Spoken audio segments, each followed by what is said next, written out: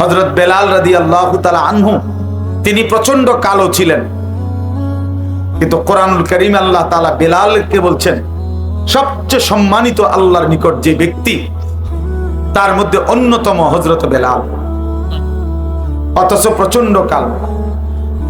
ইন্না আকরামাকুম ইনদাল্লাহি আতকাকুম, কোরআন শরীফের 26 পারায় সূরা হুজরাতের মধ্যে এটা আছে। আল্লাহ বলছেন আল্লাহর নিকট সবচেয়ে সম্মানিত ওই ব্যক্তি যে সবচেয়ে বড় মুত্তাকি, তাকওয়াবান, আল্লাহ ভীরু, গুনাহ থেকে পবিত্র থাকে, নেক আমলে অভ্যস্ত থাকে, তারই বলে মুত্তাকি।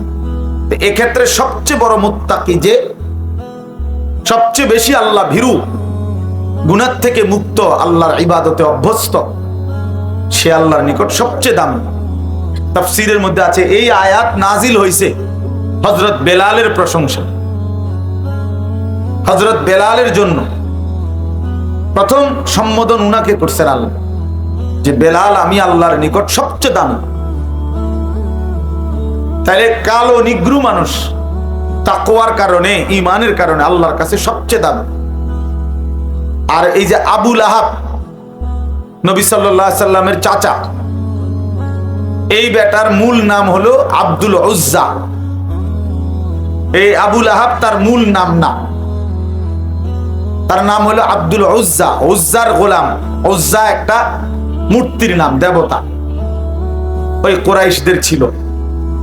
কিন্তু সে এত বেশি সুন্দর ছিল, একেবারে টকটকে লাল সুন্দর, বেশি সুন্দর আছিল।